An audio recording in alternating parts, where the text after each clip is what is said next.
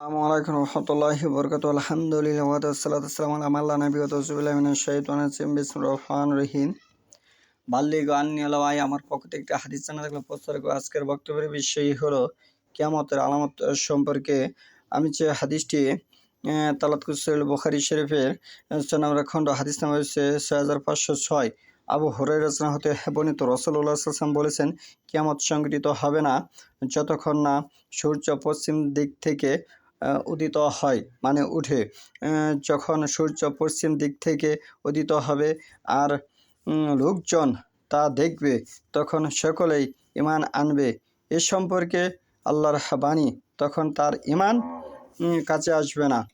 এ সম্পর্কে আল্লাহর বাণী, তখন তার ঈমান কাছে আসবে না। ইতিপূর্বে যে ঈমান আনেনি কিংবা যে ব্যক্তি ঈমান এনে নেক কাজ করেনি, কিয়ামত সংঘটিত হবে এ অবস্থায় যে দুই ব্যক্তি বেচা কেনার জন্য পরস্পরের সামনে কাপড় সরিয়ে রাখবে, কিন্তু তারা বেচা কেনার সময় পাবে না, এমন কি তা ভাঁজ করারও সময় পাবে না। আর কিয়ামত এমন অবস্থায় অবশ্যই সংঘটিত হবে যে কোনো ব্যক্তি তার উটের দুধ দহন করে রওনা হবে, কিন্তু তা পান করার সুযোগ পাবে না।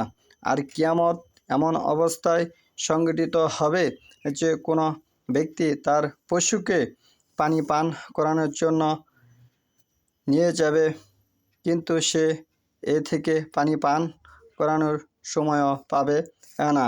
আর কিয়ামত এমন অবস্থায় কায়েম হবে যে কোনো ব্যক্তি তার মুখ পর্যন্ত লুকমা ওঠাবে, কিন্তু সে তা খাওয়ার সময় ও সুযোগ পাবে না।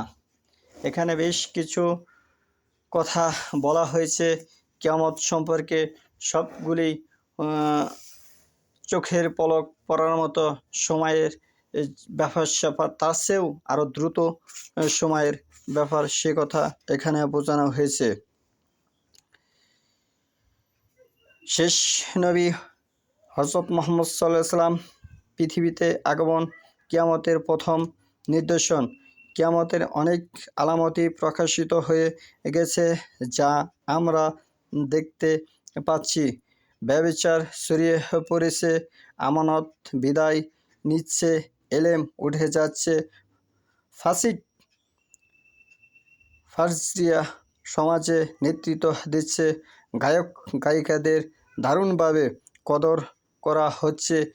এখন কিয়ামত কোন মুহূর্তে ঘটবে সেটাই তো কেবল আল্লাহ জানেন। কিয়ামতের পূর্বে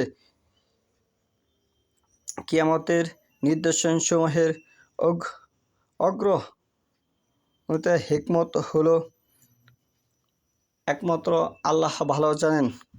গাফেলদের সতর্ক করা এবং তওবা ও কিয়ামতের জন্য প্রস্তুতি গ্রহণের উৎসাহ করা এবং উৎসাহ থাকা, এ সম্পর্কে যে বিষয়গুলি আছে, যারা গাফেল তারা যেন উদাসীনভাবে না থাকে, তারা যেন গাফিলতির মাঝে না থাকে, এই সমস্ত বিষয় থেকে সে যেন হুঁশিয়ার সাবধান থাকে।